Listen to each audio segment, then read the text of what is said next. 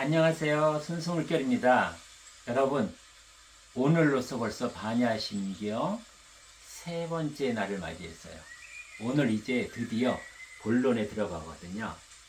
본론에 들어가는 첫 번째 말이 무엇이냐면요. 관자재 보살, 행심, 반야 바라밀다 시예요, 여러분. 이것을 한글 풀이로 보면 뭐냐면은 관제자 보살이 깊은 반야 바라밀다를 행하실 때이거든요. 뒤에 뭐가 나올까요? 그렇게 행하실 때 어떻게 해야 되느냐? 이게 나오겠죠. 누가 무엇을 어떻게 왜? 이것이 반야심경에서 이제 나오는 것이에요. 그럼 누가 무엇을 할 때를 지금 얘기하는 거거든요. 그럼 여기서 관자재라는 것은 무엇이냐? 여러분 여기서 또 한 번 말씀드릴 것은 무엇이냐면은 이 단어 한자에 매이지 마세요, 여러분. 그냥 우리는 바나나를 먹으면 되고 자동차 운전을 하면 돼요. 관자재라고 한자로 표현한 것은 어떠한 그 진실을 이렇게 얘기했을 뿐이거든요. 그래서 그렇게 가볍게 들어가시면 돼요. 단어나 요것에 얽매이시면 안 돼요. 딴 데서 풀었던 것, 그런 단어나 언어에 매이시지 말고 그냥 전체적인 내용, 그 진실을 우리는 알려고 해야 된다는 거죠. 그 진실이 하늘아버지 말씀, 뜻, 심중, 대자연의 원리, 이치, 섭리니까요. 자, 이제 들어가겠습니다. 관자재는 무엇이냐, 여러분. 볼관이잖아요. 자재는 뭐예요? 있는 그대로 본다는 거죠, 여러분. 그러면 이 원래 이 뜻은 무엇이 있는지 아세요? 그냥 자유자재하게 지켜본다는 거예요. 그냥 있는 그대로. 우리는 인간인 나는 상대를 어떻게 보죠? 여러분, 상대가 어때요? 상대는 항상 출렁거리죠. 항상 변화 변동이 있죠. 상대의 생각과 말과 거기서 나오는 행동이 어때요? 항상 다르잖아요. 그런 상대는 그런 생각과 마음은 뭐예요? 그의 가짜 그의 육혼이 그의 육신을 통해서 표현되는 것들이죠. 이것을 또 우리는 어떻게 봐요? 나의 육혼으로 상대의 육혼을 보죠. 나의 생각과 나의 말과 행동으로 어떻게 해요? 상대가 육혼에서 생산하는 그 말과 생각과 행동들을 가지고 나는 어떻게 해요, 여러분? 나의 기준과 틀을 가지고 그를 재단하고 그를 내 틀에 가두죠. 그리고 어떻게 해요? 나의 선입견, 분별로 해석, 판단하고 평가하고 왜곡하면서 상대를 불평불만하고 탓하니까 어떻게 해요? 그를 내 틀에 가두어 버리니까 상대도 갑갑하고 나도 답답하고 숨이 막힐 지경인 거죠. 그래서 생산되는 것이 무엇이에요? 그래서 생산되는 것이 우리는 이 물질을 통해서 부정의 물질 에너지를 생산해내죠. 그것들이 뭐예요? 분노, 화, 불평불만, 탓, 슬픔, 이런 것들이요. 이것이 부정적인 에너지거든요. 그래서 내가 육혼으로 상대 육혼만 바라보면 여기서는 부정의 물질 에너지, 그런 혼탁한 기운만 생산해서 이 초록별을 병들게 하고 곪게 한다. 관자재라는 것은 무엇이냐 그러면 있는 그대로 본다는 것은 무엇이냐? 내가 나의 육혼의 눈과 귀로 그를 판단하는 것이 아니라 어제 우리가 무엇에서 유화와 무화가 있다고 했죠. 공과 색이 있다고 했죠. 상대가 아닌 상대의 무, 상대의 진짜가 아닌 상대의 색만 보면 안 된다. 무엇을 봐야 된다? 진짜 나인 본영 본존재로 상대의 본영 본존재를 보는 것, 이것이 관자재예요, 여러분. 가짜인 눈으로 내가 가짜인 상대를 보는 것이 아니라 진짜인 나의 본영 본존재의 눈으로 상대에 숨겨져 있고 드러나 있지 않는 상대의 본영 본존재를 그대로 보는 것, 그것이 관자재다. 자유자재하게 하는 무엇이다. 나의 본영 본존재로 상대를 보면 상대의 육혼에서 발생하고 생산되는 어떤 생각이나 말이나 행동을 있는 그대로 본다. 내가 걸리지 않는다. 왜요? 그가 천성천하 유아 독존으로서 뿜어내는 그만의 색깔, 그만의 향기이기 때문에 그것을 있는 그대로 인정하고 내가 받아들이니 상대도 불편하지 않고 나도 답답하지 않고 나도 고요하고 평안할 수 있다. 그래서 이것이 관자재라는 거죠, 여러분. 그것이 대자연의 하늘아버지가 나의 조각으로 보는 그런 시각인 것이죠. 그럴 때 어때요? 나의 본영 본존재에서 반야, 지혜가 드러난다. 진리가 드러난다.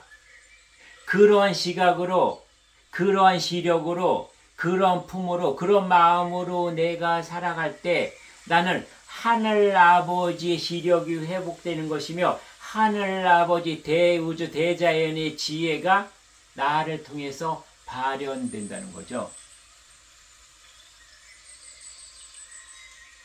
여러분, 염불이 뭔지 아세요? 염불. 염불을 왜 우리가 해야 하나요? 불교에서. 오늘 또 팁을 알려드릴게요, 여러분. 아주 간단해요. 염불을 왜 하는지. 염이 뭐예요, 여러분? 생각이죠. 생각염. 생각과 마음 뭐예요? 나의 육혼이에요. 그럼 불은요? 나의 불성, 나의 부처, 이미 깨달아 있는 나의 존재가 들어있는 대우주가 들어있고 대자연이 들었고 하늘아버지가 그대로 들어있는 살아있는 부처가 나의 본영 본존재다. 지금은 이 몸 안에 나에게 유아와 무아로 같이 존재하고 있는 무아인 육혼과 진짜나 유아인 나의 본영 본존재가 같이 들어있는 나, 이것을 다른 말로 하면 지금까지 뭐라고 했어요? 영과 혼이라고 얘기했죠. 우리는 같이 들어있으나 이것이 하나가 돼 있나요? 나의 육혼, 생각과 마음 따로따로 나의 본영 본존재가 들어있음에도 불구하고 이것을 무시하고 사는 나의 육혼, 이것이 지금까지 나의 인생이었다. 그래서 나의 영과 혼은 따로따로 놀았다. 염불을 외웠어요. 지금까지 따로따로 노는 너의 혼과 영이 하나로 되자 염, 생각과 너희 살아있는 부처, 육혼과 본영 본존재가 하나로 되기 위해서 그것을 염원하고 축원하고 다짐하고 자기 체면을 거는 거예요. 이제부터 나의 영혼이 하나가 되겠습니다. 그래서 나의 육혼은 물러서고 나의 본영 본존재가 진짜나 주인공 주인이니 이것을 앞세우겠습니다라고 다짐하고 나 자신에게 체면을 거는 것, 잃어버리지 않고 잊지 않기 위해서 한순간에도 깨어있기 위해 사는 것이 염불이었다는 거죠, 여러분. 그냥 두들기고 남이 풀어놓은 경을 읊는 것이 염불이 아닌 것이에요. 끊임없이 내 안을 들여다보고 내 안을 찾아 들어가는 거예요. 진짜 나는 무엇일까? 두들기면서 나의 생각과 마음이 온전히 나의 본영 본존재를 찾아서 들어가면 그 마음이 닿으면 하늘아버지 대자연은 나를 도와주시다는 거죠. 그래서 내가 얻어는 깨달음을 얻는 것도 아니고 구하는 것도 아니고 찾는 것도 아니에요. 그냥 깨달아 있는 나의 본영 본존재를 드러나게 하는 것이죠. 나의 육혼이 가렸던 것을 그 장막을 벗기만 하면 이 나의 육혼의 어둠이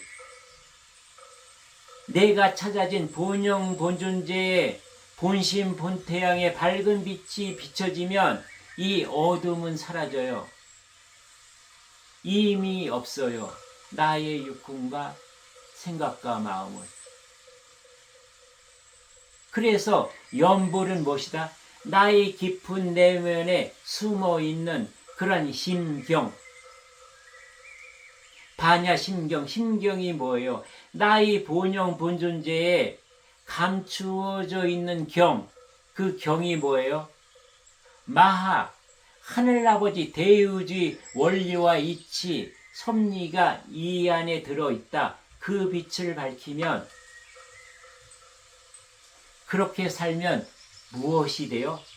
보살이 되는 거예요, 여러분. 관자재 보살. 보살은 무엇인지 아세요?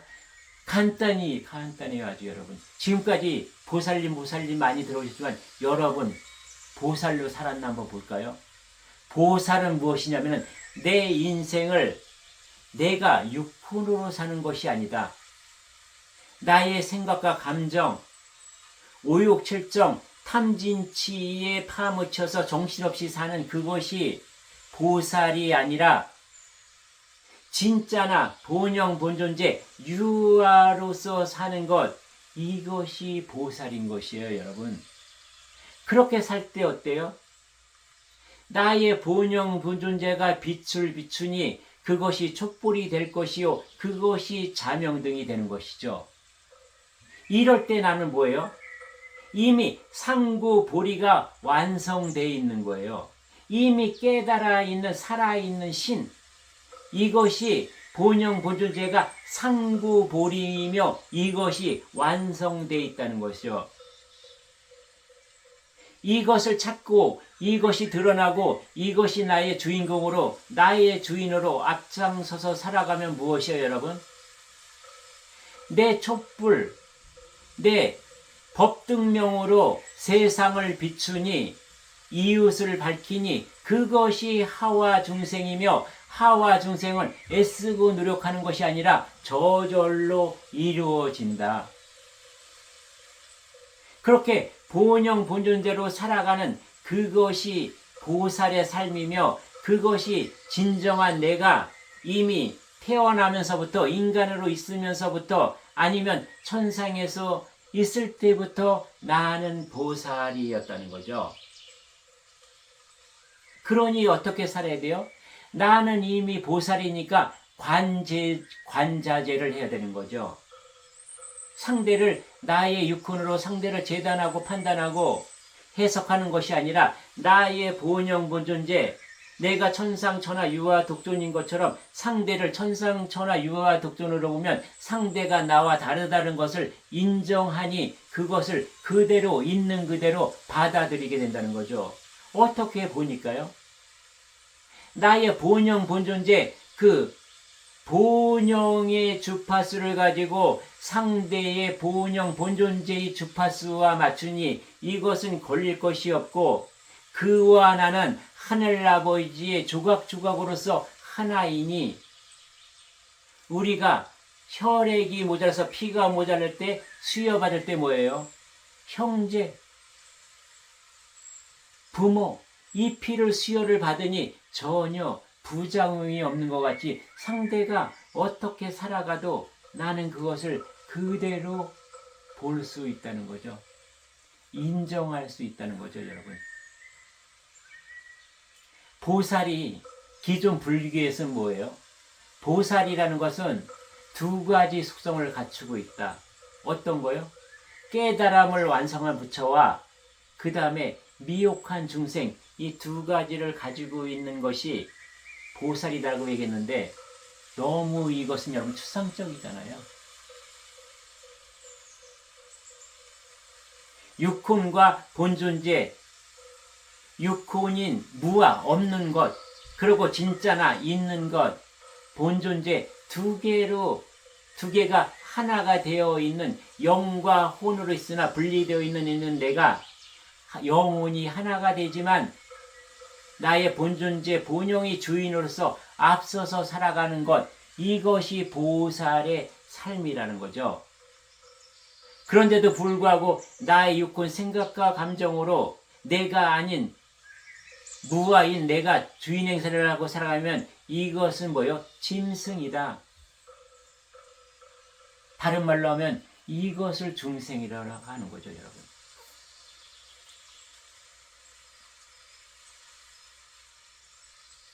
그래서 여러분, 관자재는 뭐예요?